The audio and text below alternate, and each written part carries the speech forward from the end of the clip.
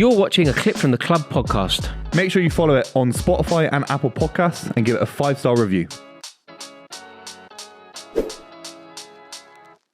And the biggest sin for me about Tottenham is all right, not everyone can be Man City. I get it, the billions, or even Chelsea or Man United have spent a lot of money. You know, Spurs are a little bit below that. I get that. But they're so boring. They're so boring. I mean, that's the biggest sin.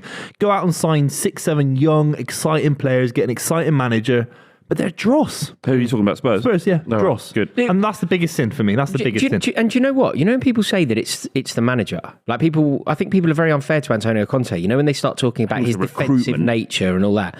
Like, obviously, it's true to a degree, but some of Chelsea's best, like some of Chelsea's most electric form, some of Chelsea's like best performances. In fact, you know, obviously, John Watson died.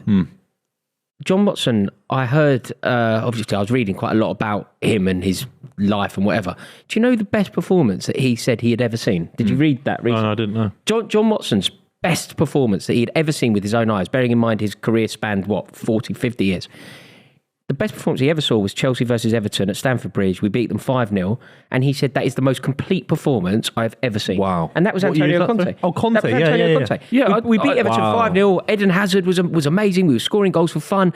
You know, Willian, it was just a really, With the right really good team. tools, Conte will play attractive football. He played possession-based football when he was at Inter Milan, won the league that way. Yeah. So it's just, and you're right, I think the recruitment at Spurs has probably left him in a position where he thinks that this is the best way for us to win. And excuse me, God, I was so passionate about slating Eric Dyer that I nearly killed myself. When you give him Ben Davies and Eric Dyer and Emerson Royale, he probably looks at it and goes, do you know what? We're going to have to defend here because... We have to defend our weakest area. Exactly. Everyone's going to have to play a bit deeper because we've got these clowns. This is why some of the frustrations now for Daniel Levy becoming significant is because 4 years ago under Mourinho, 4 years ago against Newcastle, he had a back line that included Sanchez, Dyer and Tanganga. Started a game against Newcastle. And even then we were going, well, that's an awful back line. All three have started games in the same team this season. Yeah. So you're talking 3 years ago, different manager, and it's still... And Newcastle's a great shout because look who Trippier comes in. Yeah, unbelievable. Trippier. They've signed Botman, who would have been fit for you. Yeah. And he's a long-term. Stay, Flav? Do you want Antonio Conte to be Tottenham manager next season? I want stability. I don't want to have to keep flitting around and changing managers. I want Conte to commit to Tottenham and let's just see what happens. Right, that's what I want. That's if I had to choose anything, that would be it. But he hasn't signed a new contract. At the end of the season, there's going to be a conversation about whether Tottenham want to renew it or he wants to renew. He's got a 1-year option at the end of the year, but obviously both parties have to be. Agree to that. I think he's checked out a little bit. This gallbladder operation came on the back of terrible, losing significant people in his life all season, and it feels like he's a little bit drained. And I don't blame him for that, and I don't blame him for needing this break. This 8-week break, reportedly 8-week break. He's not at Spurs because is he still at Spurs? So obviously Stellini's doing this. Yeah, but so through the week at training, he's not there. No, he's not there. So the manager at the moment is Stellini. Effectively, yeah. Although Stellini and Conte is picking the team and working with. Is that weirdly a potentially good thing? Like in the short term, there's an argument that Spurs are more relaxed. You could say that Spurs are more relaxed. That's a foul, sure. Yeah, that is a foul. More relaxed without him there. It's like when the manager isn't around, the atmosphere is probably a little bit more relaxed. But I don't know what significance that is to our performance. So come let's say August the 15th, for example. Yeah. Who do you want to be at Tottenham as manager? Is it Conte on another year because of the experience and you gamble with him, or is it? If Conte was signed for 3 years, then I'd say Conte. I don't think he will. What I want isn't going to happen. So what I think. So what you want is Conte. What you want is a committed Conte. Yes. He's behind it. He's done really well. Wow. Oh, good defending. Yeah. God. Good pace. What I want is a committed Conte and someone who's going to get backed and insists on getting backed. And I think ultimately, in the long run, he will come good for Spurs because he's come good for everybody. Just got to give him what he needs, which is loads of money and loads of players. But what I think will happen is he will go and Pochettino will come back. You really? Wow. I think that's what's going to happen. And how do you feel about that? I just want stability. I want him to stick around for 4 years, sign a 5-year deal, and we'll just see what happens. Look, you can look at what happened at Arsenal with Arteta. As much as I hate it, they've just given him time and room to breathe, and it's rare. And he's had 4 years. If Antonio Conte does leave, let's just say that one happens because it is looking the more likely. Is Pochettino your first choice?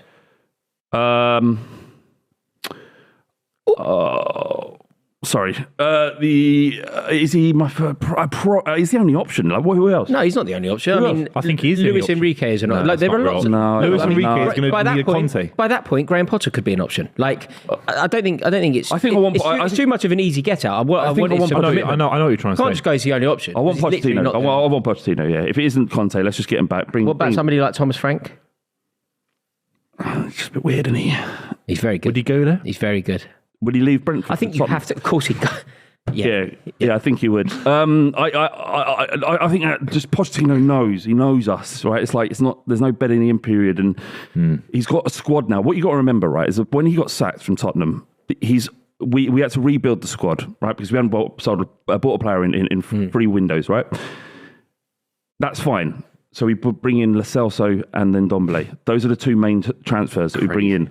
But at the time, it's all very well calling it crazy, Booth. At the time, Tottenham, we say that Levy doesn't spend enough money and that Joe Lewis is a little bit too tight with the purse strings. But at the time, they broke their own transfer. Yeah, 60 mil. They broke their own transfer record twice in the same summer. Yeah. So they bought in Lo Celso, then they bought in Ndombele and everybody else. By the way, you and I were working together at that point. I remember, I didn't know much about Ndombele. I wouldn't even pretend that I did. But some of our colleagues at the time where we were working were all going, Ndombele is the main man and Ndombele is the guy. He'd rip Man City in the Champions League. He's like a Yaya Toure, Mark II, who's unbelievable. So it's not to say, Spurs could have predicted that he was going to flop in the Premier League. He obviously didn't settle very well. He's done well since leaving Spurs on loan. He's done all right. I've spoken to a Napoli fan, a good friend of mine, and they said there's no chance that he'll be coming back. He's played about 40% of their games, but a lot of it's off the bench. They say the exact same things about him that we did, is that he has all the talent in the world. And I still think that. I still think his ceiling is high. But there's just something going on. What I said was crazy for me. I'm not saying, again, you can go out and spend 100 million on fullbacks every transfer window. I'm not saying that. But those 3 windows where you could have, Daniel Levy, it's not you, it's Daniel Levy could have backed Pochettino. Yeah, well, we were building the stadium. One Premier League quality fullback here, one midfielder. They could have won the league. Yeah, after like 2016 Leicester. 3 windows. You've just said casually, and it's matter of fact, 3 windows for one of the biggest clubs in the world. Didn't they sign a keeper? They only signed a keeper in 1 window, wasn't it? Galini maybe on a free, but I've talked about this so much that it's like a footnote now. It's crazy, but we're spending £1 billion on a stadium. It was just we weren't going to be able to do both things, and they chose that. But it's not even about £100 million. Oh wow! Oh! Hit the post! Wow! He scored against us earlier this year, I think. Oh mate, he's got it in the locker. So okay. Overall, let's assume that he's going to go Conte. Pochettino is, just to play devil's advocate, I don't even necessarily think this, but let's just have the conversation, Flav. What? Sorry, mate. Oh, yeah.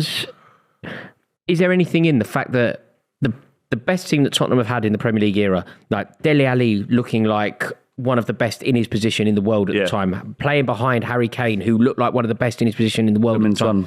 Heung-min Son looking great. Christian Eriksen doing the business. Yeah.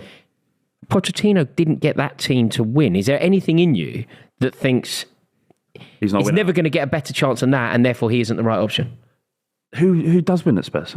It doesn't matter. They don't think like that. Well, no, but in the hypothetical of that... No, because we've got Conte gets over the line. No, but Flav, in the hypothetical of that, you go, who does win? What we have knowledge on is that Pochettino doesn't. So we won't win with Daniel Levy as a chairman of the football club. That's the. Is that going to change? Because on business level, he's done a very good job. They're trying to sell. No, incredible job. Don't get me wrong. Exactly. He's done incredible work and he's built Spurs up to be significant. Like I said, 5th richest club in world football. But he doesn't behave. He's not as ambitious. He's ambitious in business, but he's not as ambitious in football. And the sort of nail in the coffin for me was when he was talking about regulation. He's waiting for regulation, then Spurs will be able to compete. That's not an exciting thing to hear. You know what's quite interesting as well? When you say that he is competitive in a business sense, but not necessarily in a footballing sense. He's not aggressive. If that was strictly true, surely it would make business sense to sell Harry Kane when you get the opportunity to sell it, even for 75 million. But you can't sell Harry Kane if you haven't invested in other areas of the pitch. He's the man. Yeah, keeps you in Champions League contention and all that. Yeah, that 75 million pound could be spent on Darwin Núñez, who, while is okay and he's starting to come into form. Cucurella and Jed Spence cost more than 75 million. Exactly. We're talking about Conte. Harry Kane feels like it's the perennial question. When the season starts in Buvey's arbitrary date of August the 15th, is Harry Kane a Tottenham player? He's having a drink. He's really pondering. Look, he's really Look, he's giving this the due diligence that it deserves. Yes, he is. And not only that, I think he's going to sign a new contract as well. With who? With Tottenham. Oh, with Tottenham, right. R.I.P. his career. Weird. Well, look, it depends on. I think ultimately we should do a minute silence for Harry Kane's career if that happens. We do it on the stream, lads. If you're watching at home and you want to do a minute silence for Harry Kane's career when he signs a contract, make sure you check out the stream. We'll be going live for that. A minute silence for Harry Kane's career. He will end up with 0 trophies. Yeah, 0. Also, trophies. He doesn't stay at Tottenham. I'm just convinced now that even Daniel Levy must go. Oh, this poor geezer. Sorry. I don't think he does. I think he enjoys it on some level. I think he enjoys it. Spiteful. Yeah, of course he is. Sadist. Of course. Yeah. Shouldn't have signed a 6-year deal, should you? That was terrible business. Yeah, well, that's what happens when you don't have a proper agent and you. Do you know I met Harry Kane quite recently? What's he like? Really nice. Yeah. Annoyingly nice. Yeah. Like a gentleman. But you think that he stays at Tottenham and you think that he signs a new contract at Tottenham, so he finishes his career there. What the option is Manchester United, right? That seems like the logical thing. I think the option is. Can I ask him, Buvey? Obviously, you're very well equipped to answer this. Is the Manchester City pursuit of Kane over? Yeah, it's 1,000,000% over. Why would it be over though? He's still a brilliant player. He still brings something to Man City. We've got 2 strikers. Man City. Yeah, well, no, they've got it's over, Rory. They made the choice. It was Haaland or Kane. Is it? Do you know part of the reason why he stays at Tottenham is Manchester United can buy Osimhen, who is young, who is brilliant. Kane, they're essentially buying Kane for 2 or 3 seasons, probably. No. What do you mean? I don't think it's 2 or 3 seasons. I think it's probably 4 or 5 seasons. It's 2 or 3 if he gets injured. He's 31 now. But that's 2 or 3 if anyone gets injured, though, isn't it? No. But it's some two, players it's can 2 bounce games back. if they get injured. He's got chronic ankle injuries. He doesn't. It's a bit of a myth. It's a bit of a myth. Mate. It is. Look at the data. He has had It's a lots. myth. Look at the data, mate. What's Take the a leaf data? out of my book. He's had a major injury every year for the last 5 years. It's a myth, honestly, mate. It's a complete myth. The other thing with Kane is he's a player not incomparable to Teddy Sheringham, who plays in a position and plays in a particular way where getting older won't necessarily hamper his footballing ability. He probably will adapt, to be fair, yeah. But and think about it, Teddy Sheringham went to Manchester United at 31, didn't win a trophy in his first year, won a treble in his second year. It could easily do that. And didn't Teddy Sheringham go back to Tottenham? Yeah. You could do that. I don't know. If he goes, he goes. That's it. I mean, I don't want to. But he already wanted to go, so he told you that he thinks of you. He's already tried to leave. I know. And you have no principle because you pretend that you love him still. No. We did have a difficult... It is embarrassing. We had sometimes, if the missus cheats on you or wants to look down and there's this big, rich geezer who drives a Ferrari and she's like, if she's Buvey, basically. Yeah. Buvey. Yeah. This rich guy down there. If my missus's head is turned by Buvey, I can understand that. I understand it. He's a strapping Harry Kane, right? Yeah, he's 29 years old. Yeah. 29 years old. Yeah. It's not old at all. He's got 5 years. 29. 29. Oh, I thought he was Lewandowski's doing it at 34. Got 5 years guaranteed at the top, and then you start factoring in the way that he plays the game, and I think that he could even have longer. If you sign him for 100 million quid, that's what's going to take it. About 100 million quid. That's what? 20 million a season for the best striker in world football. It's great value. It's unbelievable. It's not as good value as Osimhen, though, is it? It is. It is. Why? Because he's proven Osman's hard to deal with. And Harry Kane's been doing it for a decade. And Osimhen, I don't know how long he's been doing it for, to be honest, but... 1 season. A couple of seasons. There you go. They spent big money on him from France, I think, Napoli's... Yeah, that's what I thought. Look, I just think he signs at Spurs. He's sort of settled now. And, the interesting bit is that he's become an ambassador for AIA, which is our long-term sponsor and will continue to be our long-term sponsor. Yeah, but they don't care who he plays for. They'll sign him up regardless. I mean, that is a school of thought. Do you regret the idea that he's going to retire with 0 trophies? Because someone as good as that I think should have a Premier League title. Because untold wealth.